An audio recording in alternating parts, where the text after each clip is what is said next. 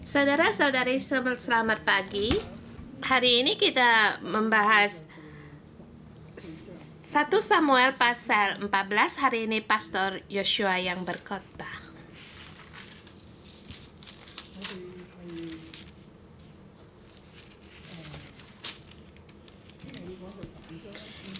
Besok kita akan membahas pasal yang ke-15. Pasal 13 sampai 15 saya bagikan dalam satu unit. Saul adalah raja pertama di Israel, tetapi dia kalah.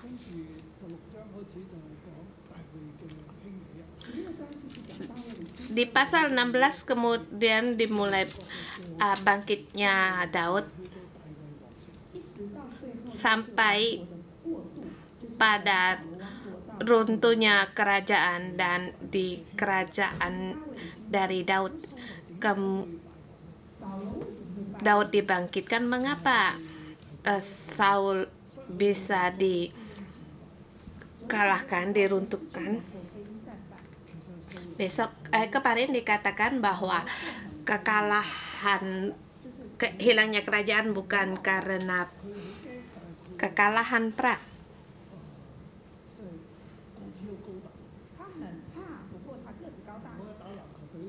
Dia orang yang gagah perkasa, juga tinggi. Kalau dia sebagai pemain bola basket, atlet basket itu sangat baik sekali karena tubuhnya sangat tinggi. Mengapa dia bisa dikalahkan? Bukan karena baikin, tetapi ada alasan yang lain.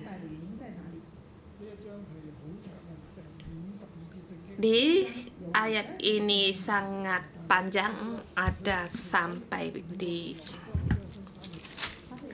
35 ayat. Di sini saya bagikan dalam 3 ayat. Saya berikan tema terlebih dahulu. Ayat ini, pasal 14 ini ada 52 ayat. Saya beri tema ini, waspadalah akan hilangnya pertolongan dari Tuhan. Kita ada Tuhan, tetapi bisa kehilangan akan pertolongan dari Tuhan. Ini adalah juga dalam keadaan kita yang sekarang, banyak yang demikian. Tuhan membantu kita karena kita ada Tuhan. Mengapa akhirnya Saul bisa kehilangan dari pertolongan dari Tuhan? Alasannya mengapa di ayat ini bisa dilihat. Dan juga kita bisa melihat bagaimana peperangan di ayat, bagaimana mereka berperang. Mereka berperang melawan orang Filistin. Tuhan penuh dengan kasih karunia-Nya. Maka di sini Saul kehilangan pertolongan dari Tuhan. Jadi bagi kita juga harus hati-hati bagi orang yang dipanggil Tuhan. Kita harus hati-hati, waspada akan hilangnya pertolongan dari Tuhan. Kita melihat terlebih dahulu ayat 1 sampai dengan 13. Tuhan memberikan kemenangan bagi orang yang menghormatinya. Di sini bisa dibagi dalam 2 sub tema yang kecil lagi, ayat 1 sampai dengan 5. Menerangkan tentang Yonatan, bagaimana dia mengandalkan Tuhan. Tuhan menyertai Yonatan. Kita melihat Yonatan orang yang bagaimana. Kemudian 16 sampai 23 itu menerangkan bagaimana tentang Saul, orangnya bagaimana. Setelah Saul menjadi raja, bagaimana peperangan ini. Saya ingat peperangan yang sebelumnya dia menang atas orang Anom. Kemudian dia diangkat menjadi raja. Setelah menjadi raja, ia menghadapi antara dengan orang Filistin. Bagaimana peperangan ini? Kita melihat terlebih dahulu Yonatan. Karena ayat terlalu panjang, jadi saya tidak membaca seluruhnya. Ayat 1 sampai dengan 15, ada pada suatu hari Yonatan anak Saul berkata kepada bujangnya yang membawa senjata, marilah kita menyeberang dekat pasukan pengawal Filistin yang sebelah sana, tetapi tidak diberikan kepada ayahnya. Ini diterangkan, ia tidak memberitahukan hal itu kepada ayahnya. Di sini agak heran, Saul sendirian, Yonatan mengejar juga sendiri. Apa yang dikerjakan Yonatan, Saul tidak tahu. Saul berbicara sesuatu, Yonatan juga tidak tahu. Mengapa pada waktu perperangan mereka masih satu dengan yang lain, tidak tahu apa yang mereka perbuatkan? Tetapi Yonatan dengan pembawa alat perangnya, mereka satu hati. Tapi mengapa mereka antara anak sama ayah tidak satu hati? Ada masalah apa? Sehingga menjadikan dua perbandingan yang besar antara ayah dan anak. Lagi pula Yonatan di situ mengatakan, sekarang berperang, mari kita untuk pergi di sebelah sana, di sebelah musuh. Dia tidak beritahukan kepada ayahnya. Saul di mana? Saul duduk di ujung Gebea di bawah pohon delima yang di Migron. Dan bersama-sama dia ada rakyat yang kira-kira 600 orang banyaknya. Satu orang yang mengikuti Yonatan, 600 orang mengikuti Saul. Yonatan, satu orang yang mengikuti Yonatan membawa dia untuk di sebelah dekat pasukan Filistin di seberang sana. Sedangkan Saul dengan 600 orang, dia duduk di ujung Gebea di bawah pohon delima di Migron. Di bawah pohon delima yang di Migron, apa artinya? Migron dalam arti yaitu menyerah, berserah atau takut. Takut sampai menyerah. Jadi ya udah.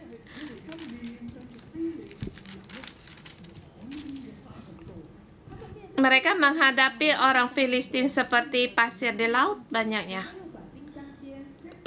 Lagi seorang yang anaknya berbilang, kita pergi. Ayahnya duduk di bawah pohon delima di Migron.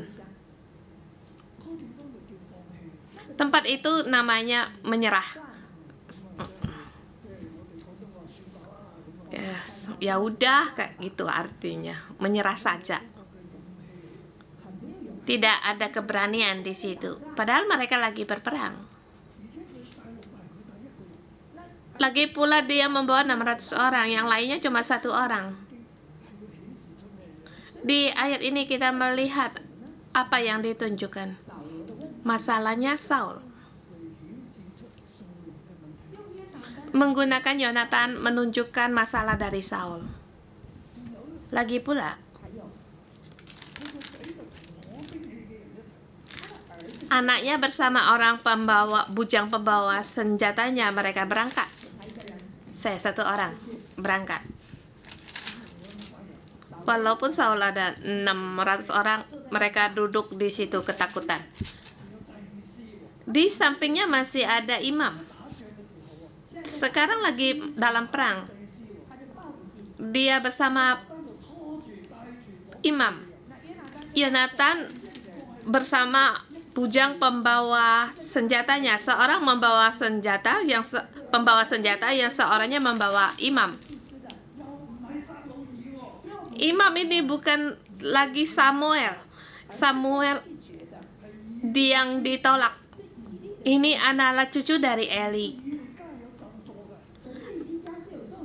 Terhadap keluarga Eli ada kutuk Tuhan di situ. Eli dalam kutukan, keluarga Eli dalam kutukan Tuhan. Lagi pula imam ini dikutuk Tuhan akan mati di masa muda. Di masa perang masih merangkul imam ini. Apa ini? Mengapa Saul demikian? Kalau kita melihat terus, kita akan bisa memahami lebih jelas. Kita mulai di ayat ke-6. Kita melihat Tuhan menyertai Yonatan.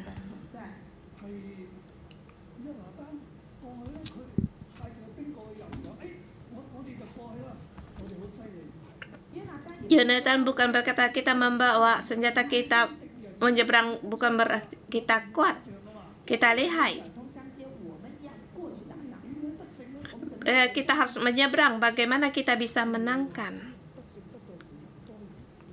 Di sini dikatakan Tuhan yang kalau Tuhan yang bertindak, sebab Tuhan tidak sukar untuk menolong baik yang orang banyak maupun orang sedikit. Kalau kita berangkat, kita lihat bagaimana reaksi dari orang Filistin. Kalau kita menyeberang ke sana, melihat kita memperlihatkan diri kita sendiri. Kalau kita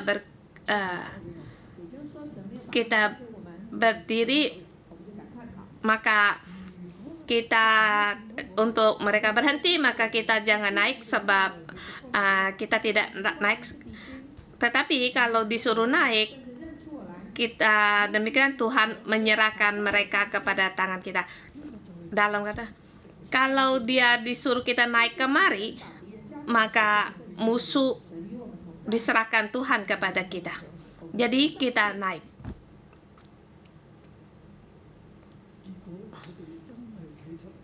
Akhirnya mereka memang menampakkan dirinya. Musuhnya juga melihat kalau dia adalah Yonatan. Dan para pasukan berseru kepada Yonatan, naiklah, aku mau menghajar kamu. Maka mereka pun naik. Maka mereka diserahkan Tuhan kepada mereka. Ini satu bukti bahwa Tuhan menyertai mereka. Di ayat 12 dikatakan Yonatan kepada pembawa senjatanya, naiklah kemari, maka kami akan menghajar kamu. Lalu kata Yonatan kepada pembawa senjata itu, naiklah mengikuti aku, sebab Tuhan telah menyerahkan mereka ke tangan orang Israel. Yonatan tahu bahwa Tuhan menyertai mereka, bahwa Tuhan akan menyerahkan musuhnya kepada tangan mereka. Tuhan menyerahkan orang Filistin ke tangan orang Israel. Maka peperangan dimulai, maka kemenangan dimulai. Maka kemenangan adalah miliknya Tuhan, bukan dari tangannya manusia. Dan peperangan ini membawa kemenangan, orang Filistin dikalahkan. Dan Tuhan menyerahkan Filistin ke tangan orang Israel. Maka di sini juga naiklah Yonatan merangkak ke atas mereka dengan diikuti pembawa senjatanya. Di situ dia bukan melewati jalan, tetapi dia merangkak ke atas. Kalau Tuhan tidak menyertai dia, pasti dia akan mati. Tetapi Yonatan tahu bahwa Tuhan telah menyerahkan orang Filistin ke tangan mereka. Maka dia merangkak ke atas dan juga diikuti oleh pembawa senjatanya. Yonatan,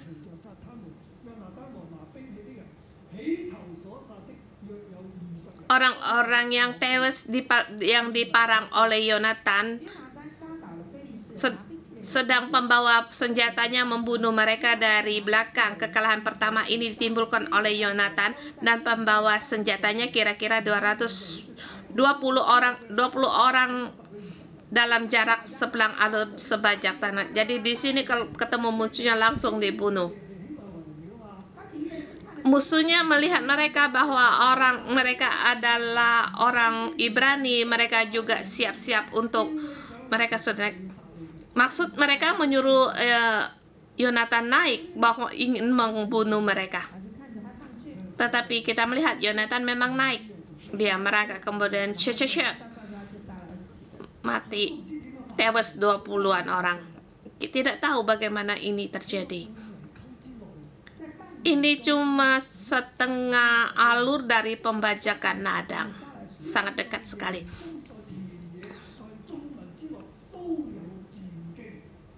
Maka timbullah kegentaran di perkemahan, di padang, dan di antara seluruh rakyat.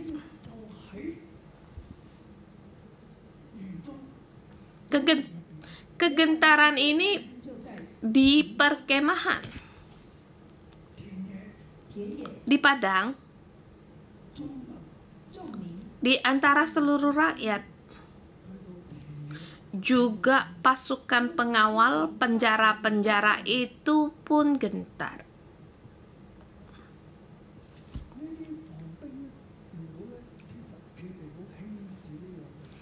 Pasukan pengawal ini mereka meremehkan kedua orang ini. Orang Ibrani keluar dari lubang persembunyian mereka. Hahaha. Naiklah. Ada sesuatu aku beritahukan kepadamu, tetapi sesungguhnya aku mau menghajarmu, membunuhmu. Kalau kamu naik, kamu pasti mati. Tetapi pada saat mereka naik, mereka orang Filistin malah yang tewas, sehingga menimbulkan kegentaran. Dari perkemahan sampai ke padang, sampai seluruh rakyat. Jadi semua sangat gemet, takut lagi pula.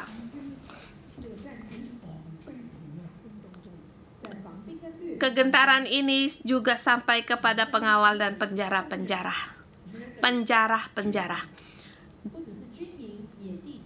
Dan juga bumi gemetar. Bukan hanya di perkemahan, di padang, di seluruh rakyat, bahkan pasukan pengawal dan penjara-penjara itu juga gemetar, bahkan bumi pun gemetar. Mereka sangat takut. Tidak tahu apa mereka ketakutan sampai bumi tergoyang, gempa, atau mereka ketakutan. Sehingga di sini dikatakan menjadi mereka sangat ketakutan sekali, gemetar sekali.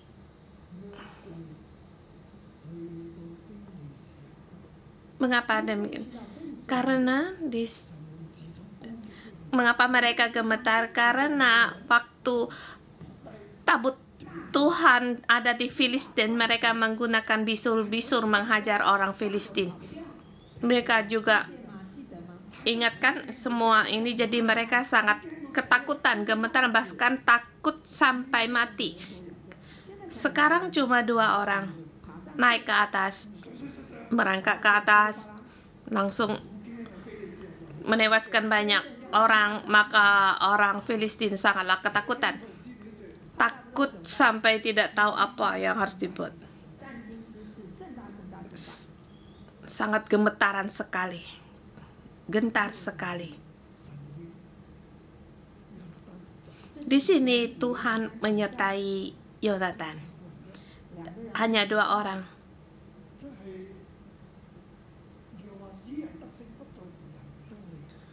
Karena Yonatan mengatakan Tuhan tidak sukar untuk menolong baik dengan banyak orang maupun sedikit orang. Dengan demikian, bagaimana dengan Saul? Saul yang di Gibea Benyamin?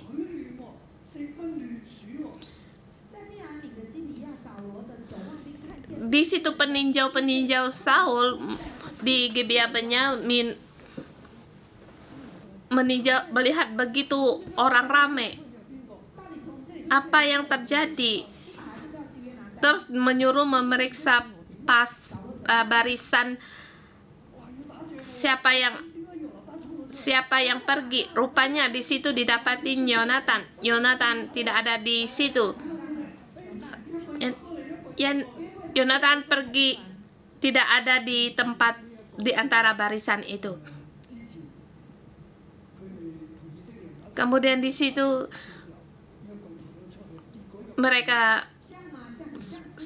Saul menyuruh membawa baju efod seperti waktu mereka berperang untuk membawa keluar tabut Tuhan. Tabut keluar mereka tidak langsung keluar, tetapi mereka tidak langsung berperang. Di situ ada 600-an orang. Apa yang mereka tunggu? Saul berkata, tidak ada waktu.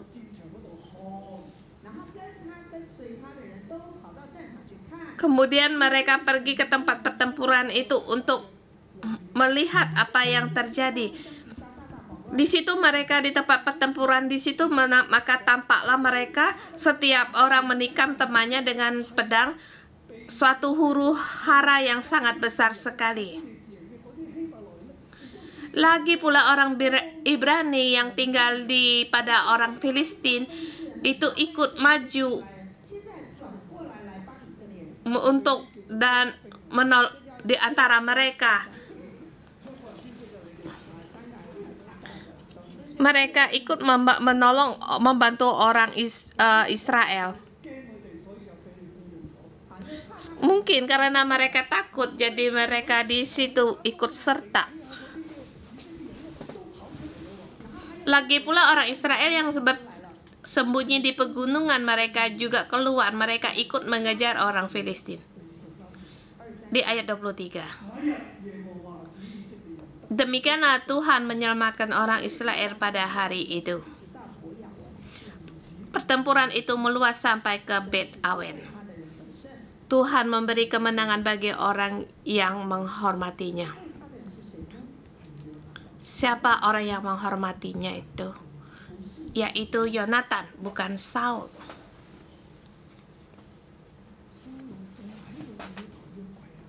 Saul masih dikit di situ untuk menyuruh mengangkat tabut. Saul dulu mengangkut tabut Tuhan juga tidak, dalam peperangan juga kalah. Karena mereka dengan menggunakan tabut Tuhan itu sesungguhnya tujuan untuk mengendalikan Tuhan.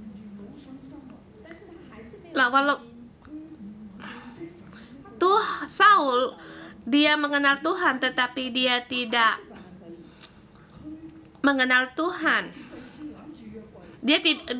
Saul mengenal Tuhan, tetapi dia tidak terhadap Tuhan, dia tidak percaya sesungguhnya. Malah Saul tidak begitu mengenal Tuhan, tetapi dia dikalahkan imannya terhadap anaknya. Anaknya lebih percaya akan imannya terhadap Tuhan. Di sini Yonatan mengalahkan banyak orang Filistin. Kita melihat di tema yang kedua, sangat panjang sekali sampai 46, ayat 24 sampai 46.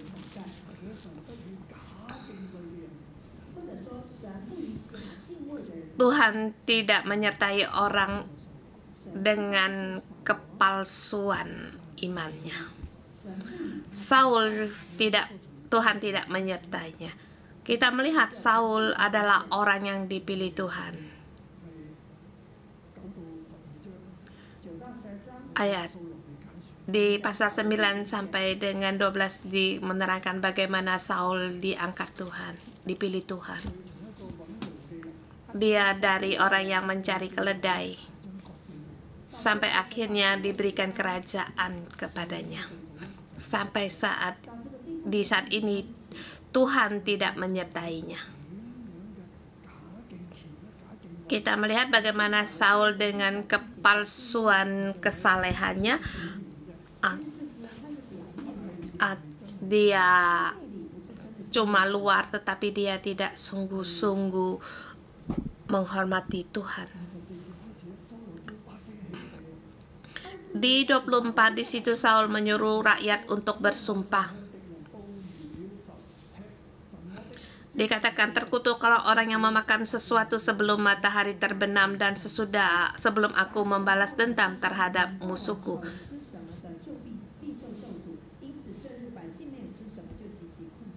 Sebab itu tidak ada seorang pun rakyat yang memakan sesuatu pada masa perang. Perang perlu kekuatan, berlari juga perlu kekuatan. Kalau tidak punya kekuatan, tidak bisa berlari. Pada saat mereka berlari-lari, malah di situ Saul menyuruh dia bersumpah sampai segala musuh ditumpaskan baru boleh makan.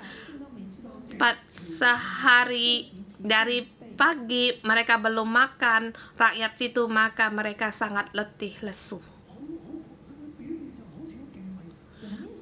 Luarnya dia sepertinya orang yang sangat saleh, dia memberikan persembahan bagi Tuhan. Rakyat sampai ke hutan.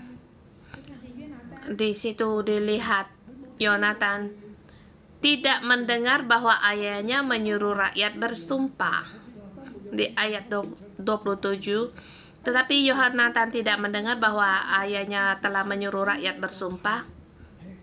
Jadi dia memakan madu tersebut, lalu matanya menjadi terang.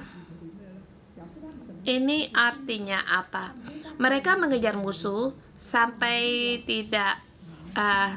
mereka sudah sangat kecapean.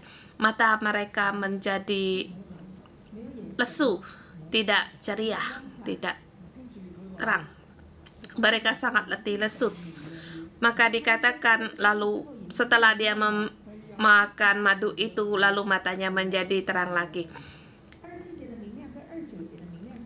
Di ayat 29 teranglah mata, dan sampai di 27 tidak sama.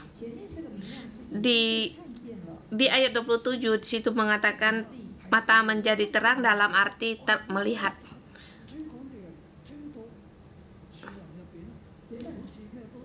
Saul mengejar musuh seperti tidak bisa melihat apa-apa, matanya kabur, matanya tidak bisa fokus. Tetapi dia setelah makan dari madu itu, dia punya kembali kekuatan, segar kembali. Maka dia katakan di ayat 29, setelah aku merasai sedikit dari madu itu, mataku terang. Kemudian Yonatan bilang kepada ayahnya, kamu membuat celaka terhadap kami kalau rakyat kalau tidak memberikan makanan.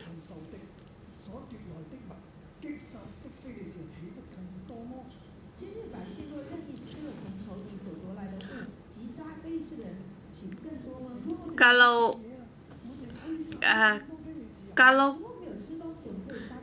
pada hari itu diberi makanan, bukannya kita bisa banyak mengalahkan musuh yang lebih banyak. Filistin diserahkan Tuhan kepada orang Israel, bukannya kita bisa mengalahkan mereka lebih banyak lagi lepas daripada jajahan mereka.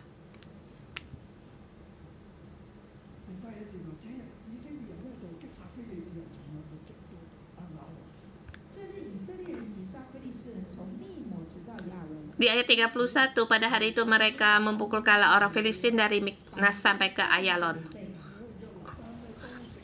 Rakyat sudah sangat letih lesu. Yonatan makan, rakyat juga makan. Mereka mengambil jarahan dari kambing domba, mereka memakannya juga dengan darahnya. Mereka tidak peduli lagi karena kelaparan. Sekarang memang sangat lapar. Juga menggunakan waktu, buru-buru waktu pada saat perang. Jadi cepat-cepat untuk makan. Dan juga langsung bangkit lagi untuk berperang. Maka makanlah mereka dengan darahnya. Di sini Saul sangat berpegang sekali, dia seperti orang yang taat kepada Tuhan, mengikuti hukum Taurat. Di situ tidak boleh makan dengan darahnya, maka di situ rakyat berdosa terhadap Tuhan, dan malah dia berkata untuk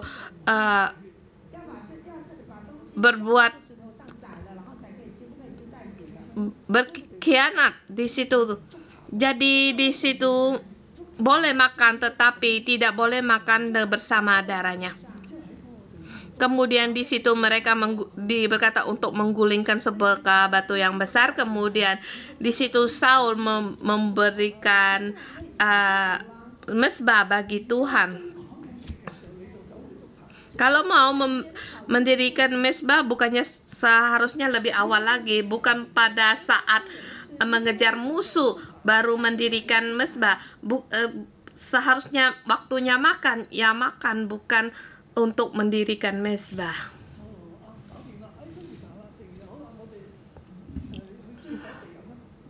Dan setelah itu mereka makan, sudah mendirikan mezbah, kemudian mereka berangkat untuk mari mengejar lagi musuh lagi. Di situ dia membawa Ahia berkata, di situ seharusnya marilah kita terlebih dahulu tampil menghadap Allah di sini. Allah dengan kakak, ayo ngejar musuh juga diberikan kepada kita. Mari kita dahulu untuk tampil menghadap Tuhan, menunggu Tuhan. Kemudian Saul bertanya kepada Allah, bolehkah kami mengejar Filistin? Tetapi Tuhan tidak menjawab Saul. Tuhan tidak berbicara. Jadi di sini Saul tahu kita berdosa, mungkin rakyat berdosa, atau aku berdosa, atau anakku berdosa. Semuanya tidak menjawab. Jadi di situ mereka mengadakan undian, maka ada pada Yonatan berdosa.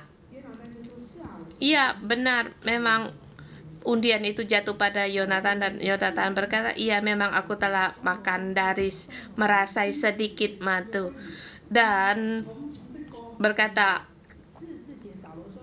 Saul berkata, begini kiranya Allah menghukum aku, bahkan lebih daripada itu, sesungguhnya Yonatan engkau harus mati. Melihatnya terlebih dahulu Tuhan dulu, bumi orang kemudian bumi. Tetapi di sini kamu telah makan, kamu telah anakku, tetapi kamu juga anakku, tetapi kamu harus mati. Di mana hubungan mereka? Ini adalah kesalahan palsu. Di sini perang kan harus makan. Tuhan itu tidak punya aturan. Di sini seharusnya perang itu harus makan. Jadi di sini Saul mengendalikan Tuhan, tidak punya peri kemanusiaan. Di luarnya melihatnya dia orang yang saleh, orang yang sangat mengasihi Tuhan, melayani Tuhan. Aku berpegang pada hukum Taurat, juga bersumpah. Lagi pula pada saat perang tidak makan juga tidak boleh bersama darahnya. Tetapi ini semuanya tidak masuk akal, tidak berperi kemanusiaan. Tuhan sangat mengasihi manusia.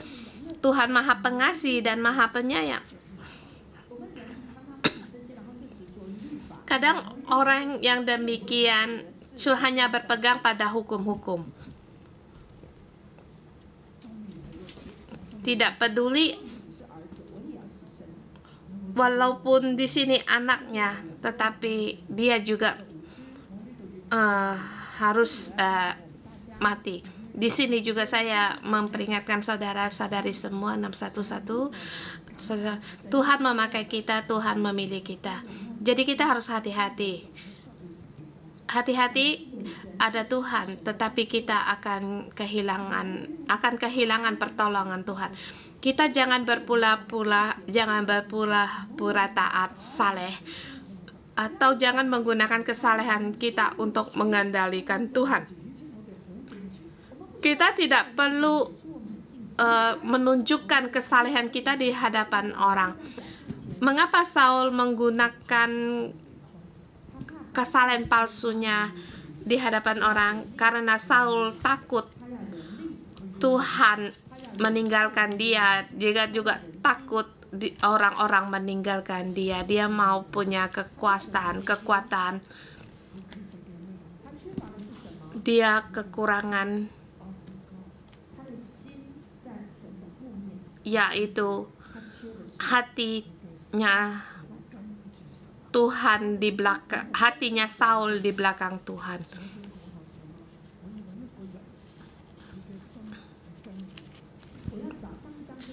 Di ayat pasal sebelum dikatakan aku mencari orang yang berkenan, yang aku kehendaki, dan juga di situ dikatakan aku akan membangkitkan orang lain untuk menggantimu. Saul tidak mengikuti Tuhan. Saul mengikuti rakyatnya, mengikuti pekerjaannya. Rakyat adalah pekerjaannya. Saudara-saudari semua 611, Tuhan memberkati pekerjaanmu di tempat kerjamu dengan sukses, seperti Tuhan memberi mahkotanya kepada Saul. Di pekerjaannya dia sukses, tapi perlahan-perlahan hatinya tidak mengikuti Tuhan. Hatinya mengikuti pekerjaannya. Seluruh semangatnya ada pada pekerjaannya. Demi pekerjaannya mengatakan, Yonatan, engkau harus mati.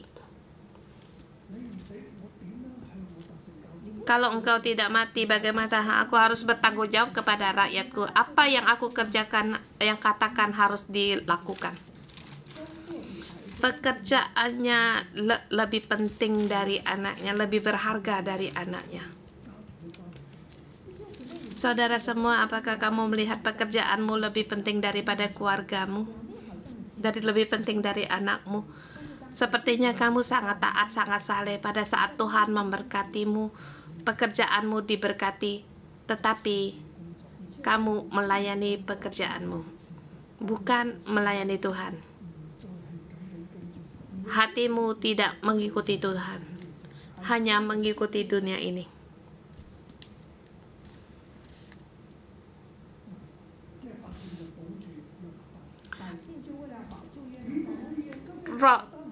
Di situ rakyat membela Yonatan. Masakan Yonatan harus mati? Dia telah membawa kemenangan yang sangat besar di Israel. Jauhlah yang demikian. Di sini melihat perbandingan antara Yonatan dengan Saul. Saul dengan ketaatannya yang pura-pura. Akhirnya bagaimana? Dua perbandingan.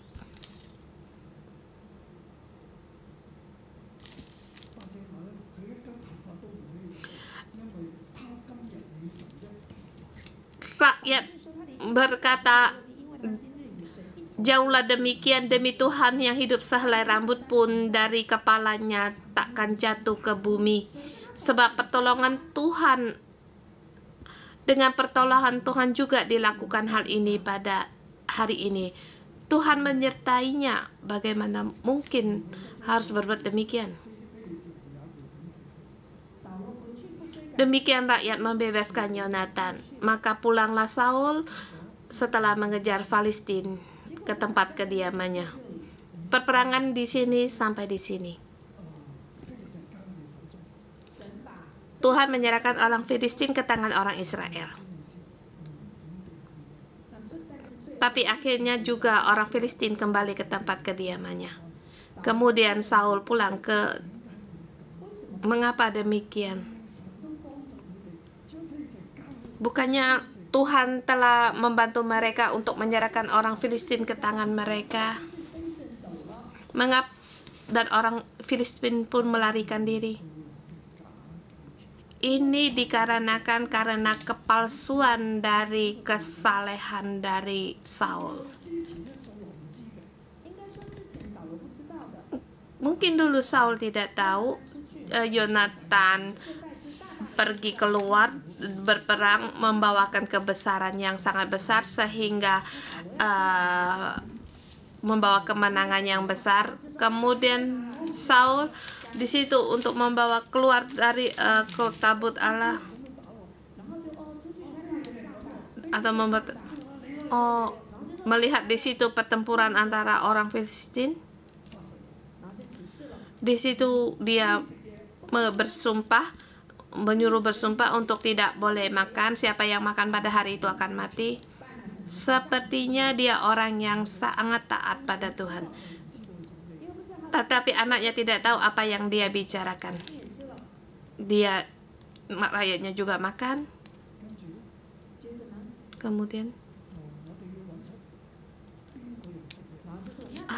harus mencari siapa yang makan sesuatu pada hari ini. Kemudian dia mendirikan mezbah. Kemudian di situ mencari Tuhan. Orang Filistin melarikan diri.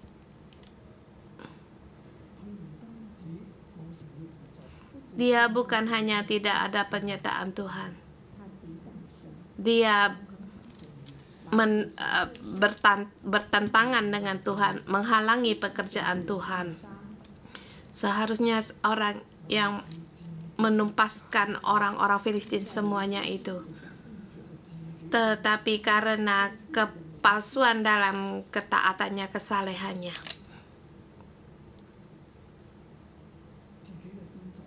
dia hanya peduli akan pekerjaannya. Kita masuk di tema yang ketiga. Kitab ini panjang tetapi sangat memperingatkan kita. Ini dari kesimpulan dari jabatan Raja Saul.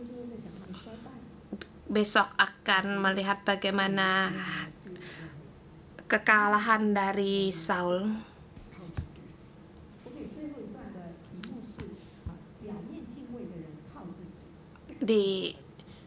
Saya memberikan temanya di sini seperti orang yang saleh, tetapi dengan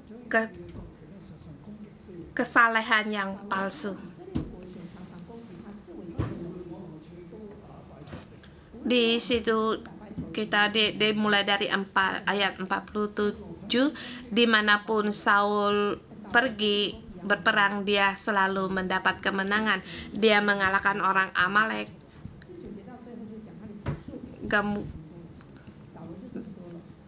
Mengalahkan orang Moab, bahkan Amalek, dan akhirnya sampai 49 dan seterusnya menerangkan tentang anak-anaknya Saul, istrinya Saul, dan anak ayahnya. Di ayat 52 dikatakan hebatnya peperangan melawan orang Filistin selama zaman Saul dan semua pahlawan dan orang gagah perkasa yang dilihat Saul dikumpulkan kepadanya. Ini seperti pujian yang luar.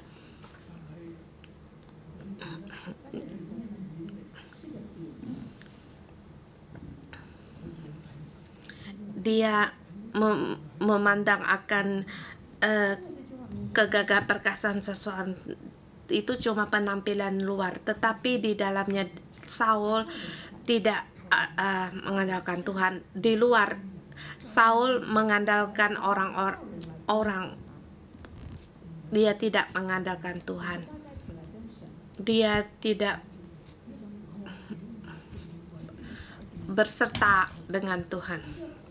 Saudara semua, orang yang pura-pura saleh itu hanya mengandalkan orang, tidak mengandalkan Tuhan.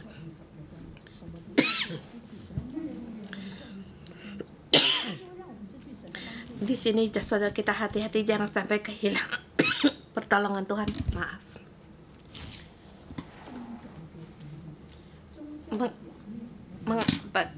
Kita jadi hati-hati karena kepalsuan kita dalam agama, dalam ajaran itu juga akan membawa kehilangan pertolongan Tuhan, hanya mengandalkan kekuatan diri sendiri. Yonatan dia mengandalkan Tuhan, Saul mengandalkan orang, dan yang dilihat adalah keperkasaan. Dia tidak mengandalkan Tuhan, tetapi sesungguhnya adalah semua ini adalah pemberian Tuhan. Kemenangan itu adalah dari Tuhan. Tidak sukar bagi Tuhan untuk memberikan pertolongan baik bagi orang banyak maupun orang dikit, dengan orang dikit, bagi staf gereja dan kepala ketua sel. Kita menang, tidak, itu adalah dari Tuhan.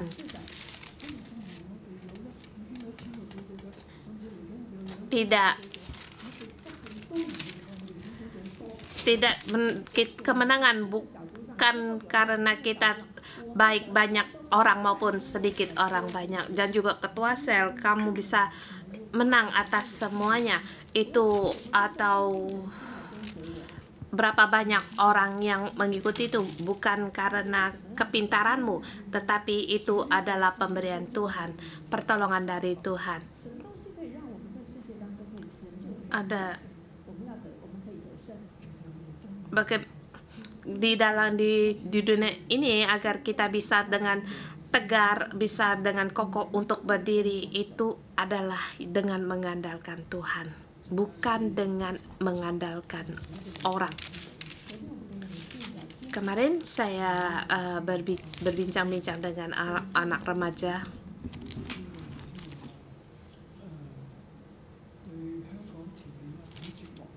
Orang remaja ini berkata kalau putus asa akan keadaan Hong Kong sekarang. Dan saya sangat sedih hati, dan saya juga berkata saya juga pernah masa muda saya juga di masa muda saya juga meninggalkan Hong Kong, pergi berimigrasi.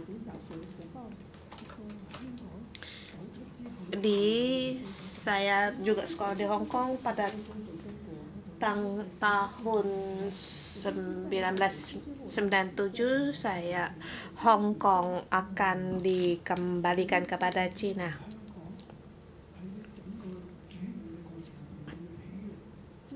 Kemudian maka saya pergi ke luar negeri. Tetapi kemudian saya di tahun 2000 saya berminat kembali untuk kembali ke Hong Kong untuk ada di Hong Kong. Dari sebelum tahun 97, karena saya takut akan keadaan Hong Kong, maka saya berimigrasi. Tetapi setelah tahun 97 saya kembali lagi ke Hong Kong, membawa misi saya untuk kembali ke Hong Kong. Walaupun Hong Kong keadaannya bagaimanapun, saya akan menghadapinya bersama untuk bertanggung jawab juga atas Hong Kong. Jadi anak remaja, saya mengundang kalian untuk ikut serta kita dalam pelayanan ini. Tuhan menyertaimu, kita punya harapan. Kita jangan menghindar, melarikan diri.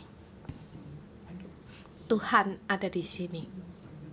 Kita harus ada penyertaan Tuhan. Saudara-saudara semua, kita ada Tuhan. Ada penyertaan Tuhan. Tapi saya berkata kepada anak remaja, saya paham akan kamu, mengerti akan kamu. Saya juga pernah muda. Kamu juga berpikir kalau di Hong Kong sekarang kayaknya tidak bisa sukses. Tetapi Tuhan bisa mengubah Hong Kong. Kita ada Tuhan. Amin. Tuhan memberkati semua.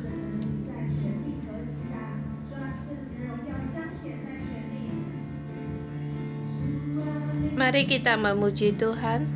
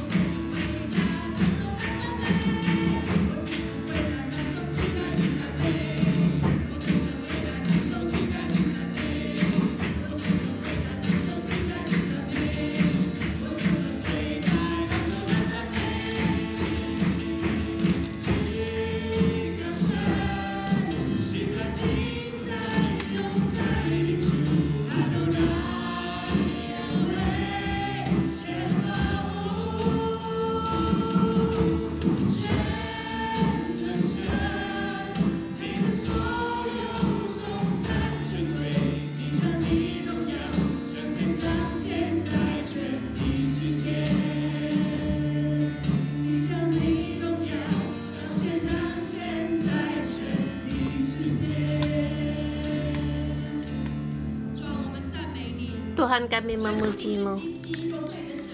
Engkau Allah yang sungguh baik. Engkau layak untuk mendapatkan segala kemuliaan. Tuhan, terima kasih. Kemenangan adalah dari-Mu. Tidak tergantung akan berapa banyaknya orang. Tuhan, Terima kasih Engkau telah membawa kami, saudara-saudari kami di 611 ini. Tuhan, kami bersyukur dan berterima kasih Engkau El Shaddai. Mari kita sujud bersama di hadapan Tuhan.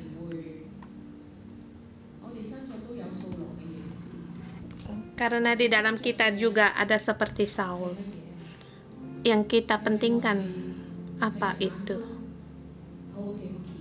Dan juga di hadapan orang kita seperti orang yang sangat saleh, sangat takut. Di gereja kita baca Alkitab, berpuasa, berdoa, dan bahkan kita meminta orang lain sama dengan kita.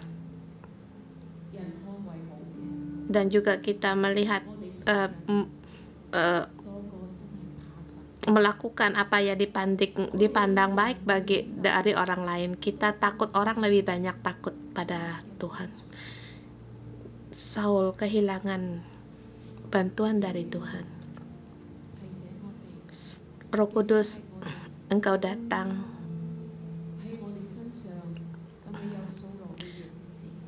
koreksikan kami, apakah kami ada seperti Saul.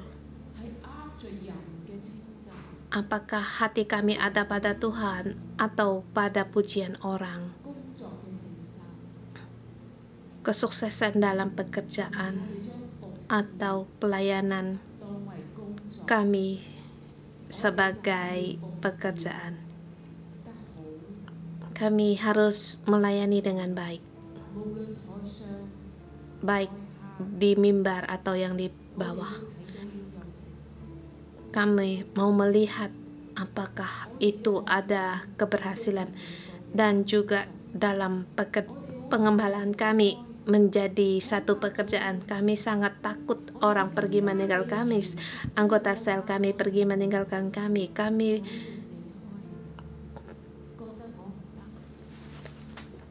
Kami takut kalau orang merasa kami orang yang tidak saleh sehingga mengakibatkan para anggota sel meninggalkan kami. Dan juga kami dengan kepalsuan dalam kesalehan kami.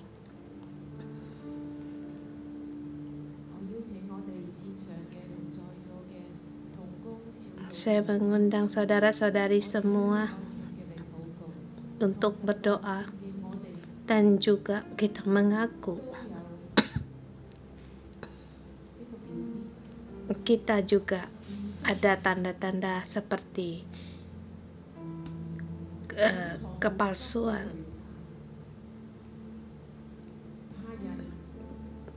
Ada yang tersembunyi, ada yang ketakutan,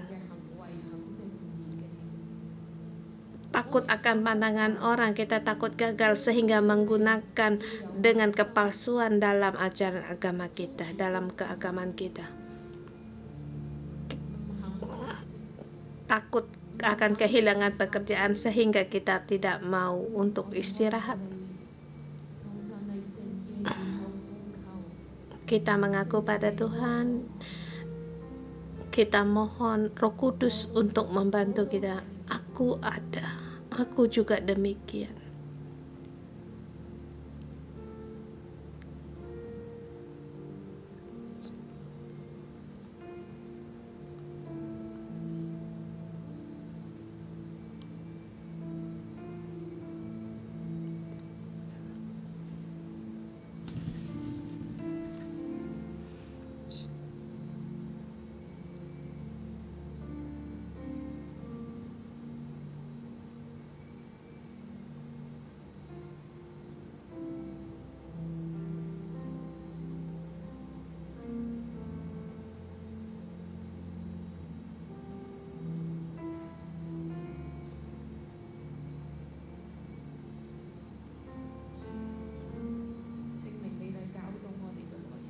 Roh Kudus, ajarlah kami, ajarlah hati kami.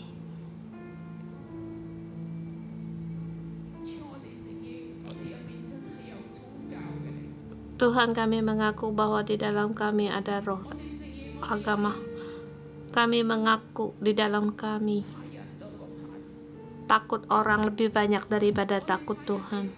Kami takut orang meninggalkan kami. Lebih dari takut Tuhan meninggalkan kami.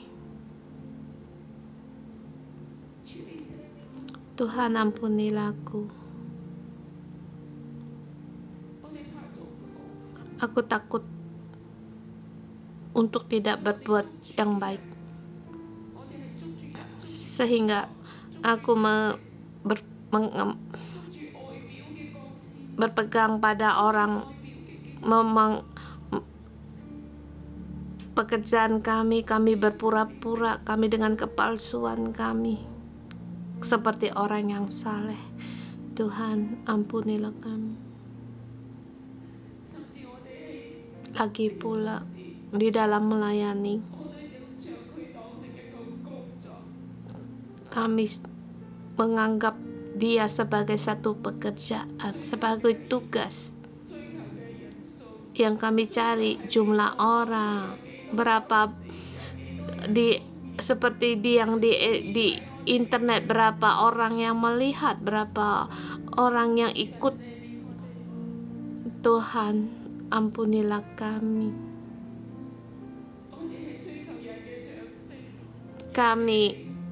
Yang kami cari adalah pujian dari orang. Tuhan, ampunilah kami akan kepalsuan kami.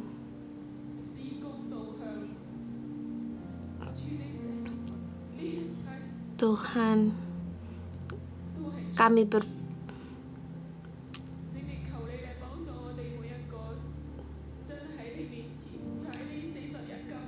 Tuhan, tolonglah kami setiap orang di akhir dalam puasa ini. Tuhan, kami mengalahkan untuk roh dalam keagamaan kami. Di luar kami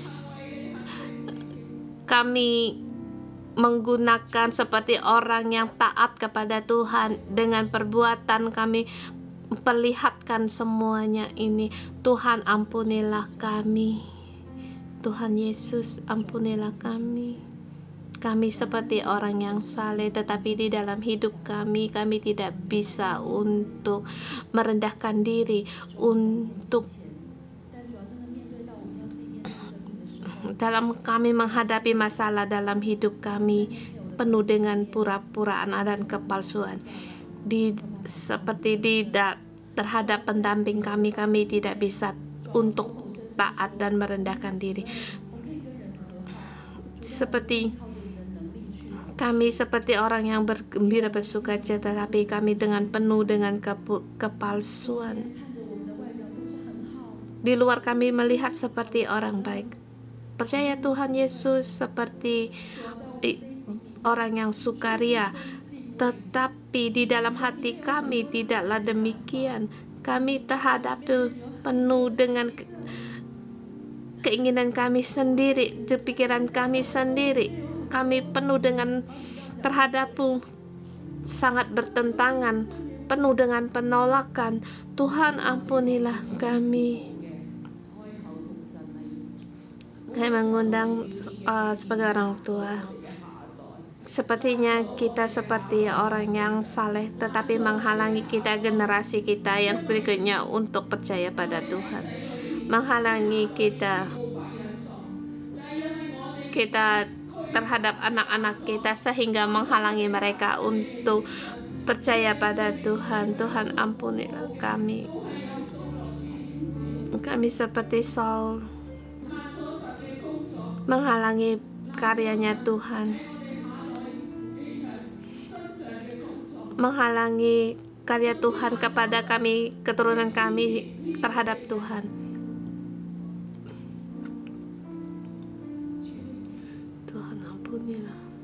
Tuhan, ampuni.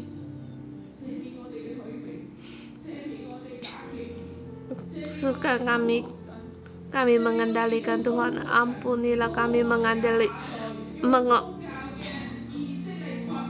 dengan menggunakan cara keagamaan kami untuk menekan keluarga kami. Tuhan, lepaskanlah kami, lepaskan ke tali ikatan semua ini, sehingga karena kelemahan kami, sehingga menghalangi keturunan kami untuk kembali untuk percaya kepada Engkau. Tuhan, lepaskan tali-tali ikatan ini, bantulah keturunan anak-anak kami, lepaskanlah kami. Kita mohon Roh Kudus untuk membantu kita. Kita tidak mau terikat akan tali dalam keagamaan gini, sehingga kita membawakan tekanan juga bagi anak kita dan juga menghalangi karya Tuhan di dalam anak kita. Kita mohon Tuhan untuk melepaskan kita dari semuanya ini. Lepaskan kita dari semua ini. Tuhan, Engkau menolong orang yang benar-benar yang taat kepadamu, yang benar-benar dengan setia untuk datang daripada-Mu, Tuhan. Tuhan, kami hanya padamu, kami hanya beribadah kepadamu, menyembah-Mu, Tuhan.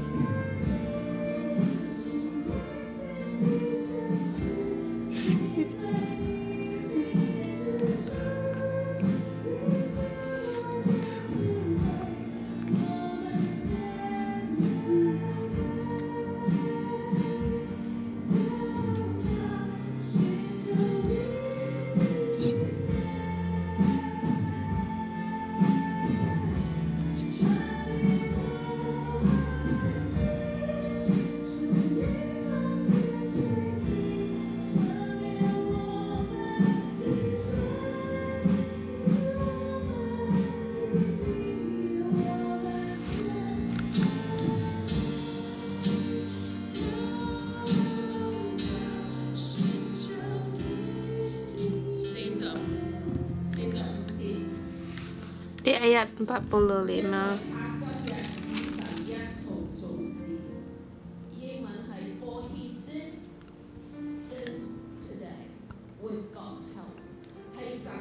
Karena dilakukannya pertolongan Tuhan juga dilakukannya pada hari ini. Karena pertolongan Tuhan pada hari ini, Yonatan dan juga kita mendapatkan pertolongan dari Tuhan. Kita bersama mendapatkan Tuhan, sebab Tuhan tidak sukar untuk menolong, baik dengan orang banyak maupun dengan sedikit orang. Kita dapatkan pertolongan dari Tuhan hari ini. Hari ini kita dapatkan pertolongan dari Tuhan, benar-benar menjadi orang yang taat kepada Tuhan. Mari kita bangkit berdiri. Kita bersama berseru pada Tuhan. Ada Tuhan, waspadalah agar kita jangan kehilangan pertolongan dari Tuhan. Dan hari ini juga kita dapatkan pertolongan dari Tuhan dan orang yang taat kepada Tuhan. Kita berseru pada kita, tidak lagi seperti masa lalu kita dengan kesalahan palsu kita, takut akan orang, takut kehilangan orang, takut akan mendapat perhatian dari orang. Kita hidup dalam keadaan kita tidak mau lagi. Tuhan, kami benar-benar mau hidup di dalam-Mu. Baik dimanapun aku berada, aku adalah orang yang taat kepada Tuhan.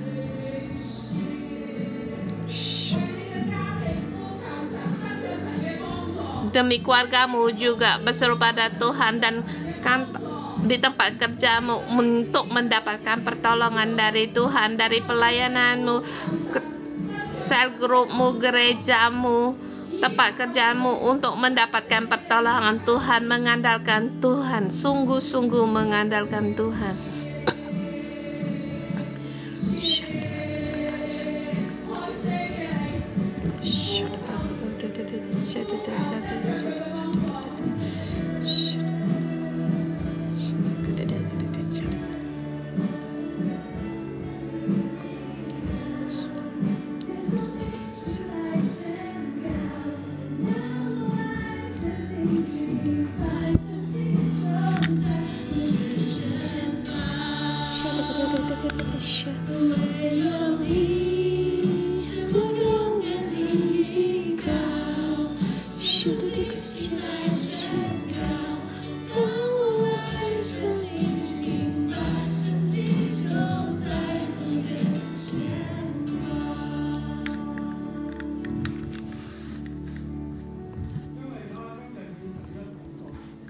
Karena dia hari ini bersama dengan Tuhan, yang dilakukan hari ini bersama dengan Tuhan, maka sehelai rambut pun tidak akan jatuh ke bumi. Dalam nama Tuhan Yesus saya mendeklarasikan, rambutmu sehelai pun tidak akan jatuh ke bumi. Karena Tuhan melakukannya bersama denganmu hari ini.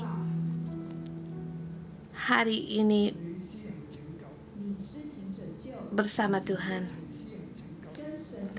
kamu memberikan keselamatan, maka Tuhan pun memberikan keselamatan, mendapatkan kemenangan yang besar. Dalam nama Tuhan Yesus mendeklarasikan, yang direbut oleh musuh hari ini dengan double Tuhan kembalikan kepadamu.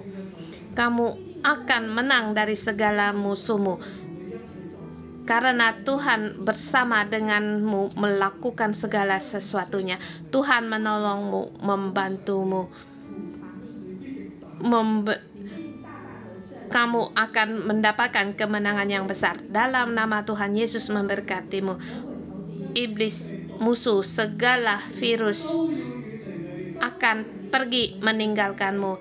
Ekonomimu, pekerjaanmu ada di tangan Tuhan, pasti akan diberikan kepadamu. Dalam nama Tuhan Yesus memberkatimu. Amin. Terima kasih Tuhan. Kita hari ini sampai di sini.